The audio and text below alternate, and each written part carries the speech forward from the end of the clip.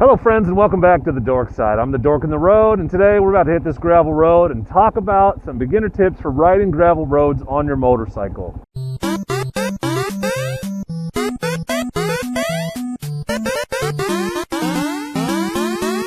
I'm the Dork in the road, and I want to be your internet riding buddy, so please consider subscribing. We are out here on my KLR exploring some of my favorite gravel forest roads, and while I ride, I thought it might be neat, fun, helpful, interesting to talk about some of the tips and tricks that might answer some of the concerns that new off-road riders have about riding on gravel. If you're a person who has some confidence on gravel, likely these tips are not going to benefit you. It's stuff that you've moved past, so you don't really think about anymore. But I can distinctly remember my first time on gravel being worried about things like, what if I hit a big piece of gravel and it puts a hole in my tire? Like, I was very nervous about riding on gravel for the first time, and I know that some of you are too. So for reference, I'm riding a KLR 650 with decent 50/50 tires. They're not knobby tires by any stretch, but they're also not street tires, so they have a little bit better traction. And the first tip I would give you if you're at all nervous about riding on gravel is get tires with some good grip, because it makes a big difference on the gravel. But let's just hit this gravel road, see some of the scenery, and talk a little bit about some of the concerns you might have and some of the tips that I will offer you, some of the suggestions I might make for you in order to make you feel a little bit more comfortable on gravel. And the first tip I can give you for riding on gravel is it feels wobbly. It's supposed to, and it always does. This is more dirt with some gravel on top of it, but if it's like freshly graveled or deep gravel, a couple layers deep of gravel, your front end is gonna be squirrely. It's gonna wobble, and it's terrifying, and it's the most intimidating thing at first, because you feel like you have to fight it because you're gonna lose control. And really, what the thing is, the opposite is actually true. Like many things in motorcycling, the answer is counterintuitive, and so the answer to that wobbliness, to that front end instability when riding on gravel, is to hold the bars a little looser and just kind of let it wiggle. Let the bike find its path. Remember that this bike wants to stay upright. If you were to jump off the bike, it would continue to stay upright until it lost enough speed to fall over.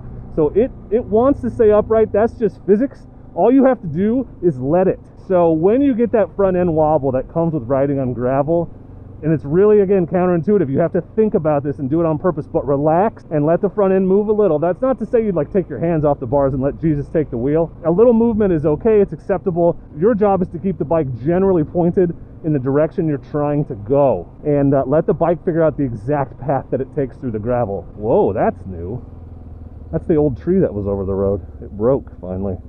Huh, well, that's scary. Sand is the same way. You kind of gotta let the front end pick its way, but on gravel, it's going to be wobbly, and you need to just loosen up and relax and let it be wobbly. That's tip number one. Tip number two for riding on gravel is straight lines. Now, once you get a little bit more comfortable, this is less important.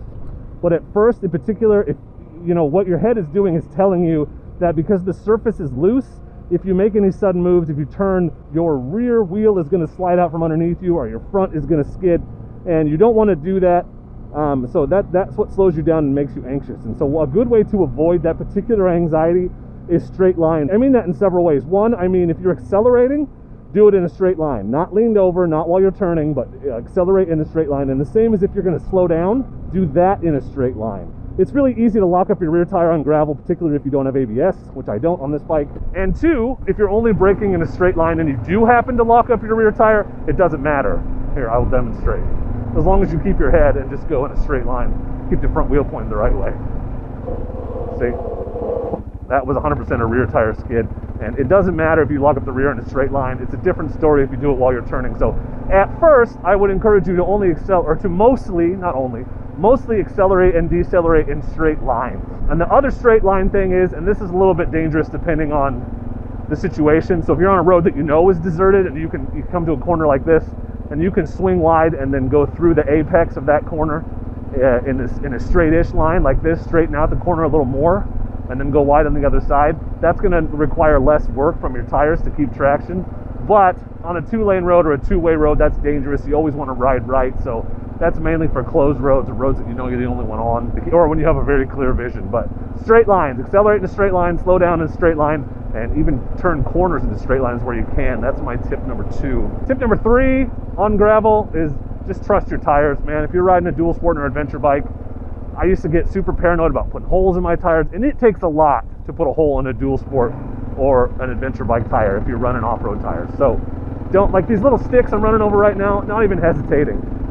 These little rocks, even honestly, any log up to about up to the height of your axle off the ground, you can probably ride over. I wouldn't go out and do that right away. The thing to look out for there is broken branches that might have points sticking straight out, because if you hit that with your tires straight on, you're definitely going to get a flat. But for the most part, your tires will protect your tubes. You're not going to get a flat just doing regular riding, unless it's a freak thing which just happened and you couldn't have avoided it anyway, or you hit something real crazy. But like this kind of gravel stuff is not going to mess you up. So trust your tires, trust the grip that your tires give you, and trust that they're going to stay, you know, in one piece for you while you're riding. That's tip number 3. That was a big fear that I had. Tip number 4, and this one's counterintuitive for you new riders. It was something that I used to think was very difficult, and now it just sort of happens naturally, but it's stand up, says the guy sitting down while riding. It's just easier to talk while I'm sitting, because you get more wind up here. But the thing about riding gravel is that squirreliness I talked about, right? It's all through the bike. And the front end is squirrely, and the rear end is squirrely, and your rear end's going to dance around a little, and that's all very normal. But when your ass is on the seat, then when the rear of the bike dances and gets squirrely, you dance and get squirrely, and that's scary. That can trigger your fight or flight reflex. It can, you know, make you tense up, get anxious. But when you stand up like I'm doing right now, if that rear starts to dance, I am barely going to feel it through the foot pegs. It is an entirely different feeling riding on loose terrain while standing up than it is while sitting down. There are a bunch of other benefits to standing up. You can see farther down the trail, you can see obstacles. It's much easier to use your legs to absorb unexpected bumps. There's a ton of reasons why you should stand up while riding, but while first learning gravel, the biggest one is it's just less scary because you don't feel all that wobbly movement underneath you as much as you do when you're sitting down on the bike. It also gives you a lot better traction because you're getting your weight more evenly balanced over the bike. You're way more over the front tire than you are when you're sitting down, and all your weight is on the rear, and so you have much better traction, which prevents some of those other things you're worried about, like the tire sliding out from underneath you and all of that while you're riding. In the tough sections, your instinct is to sit down because you're like, I gotta have my feet closer to the ground in case I gotta put my foot down. And that's fine at first. I mean, that's natural. So practice standing up on the easy sections like this. Learn to stand up on the parts that aren't hard, and then eventually you'll gain the confidence that you'll instinctually stand up on the parts that are. But learn to stand up, learn to lean forward, get out over the tank a little bit, get your weight over that front tire to increase your traction. Ooh, that was a little sketch. See right there, I would have felt it way more if I hadn't been sitting down. Got into some of that soupy, gooey, decomposing stuff, but that's tip number 4, stand up. And I know, you don't want to at first, it's hard at first, it's tiring at first, it's uncomfortable at first, but you've got to get used to it because it's going to make your riding so much better, and the sooner you get used to standing up, the better off you're going to be. So stand up on gravel. Is that 4 or 5? I've already forgotten. So the next tip, 5 or 6, I don't know what we're on. Let's say 5. Sure, why not?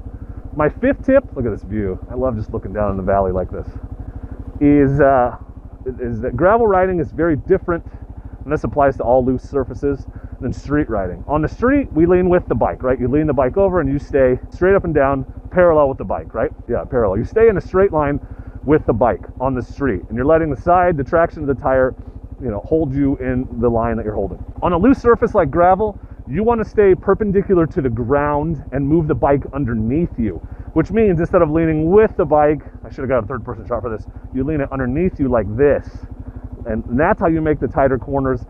And that honestly feels a lot better on gravel, especially if that rear tire starts to slide. So one thing to practice as you're going through corners at whatever speed you feel comfortable is instead of turning the front, lean the bike underneath you and stay upright, lean it from side to side to make that corner, and get used to using the side knobs on your tire, because that's what they're for. It's a completely different type of riding, and you have to make that switch when you get off-road, or else you're gonna have trouble. You're gonna have a bad time. So definitely get used to the idea of leaning the bike underneath you. Here, like this. This is a corner. See how I'm leaning it? And I'm over here, right, and I stay upright, versus leaning with the bike. And that's a skill to master and something that hopefully comes naturally to you, but definitely consciously make that switch when you get off-road. That's a skill that'll carry you all the way through your career, and you'll just get faster and faster and faster at taking these corners.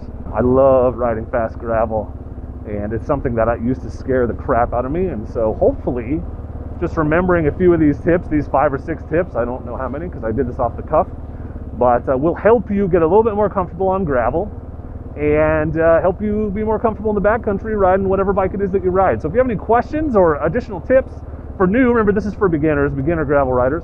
If please feel free to leave them in the comments. I'd love to see them. I'd love to have you share them with the others that might be interested in learning more. But for now, and as always, I just want to say thank you very much for watching. I appreciate you, and please do not forget to be excellent to each other. Thank you.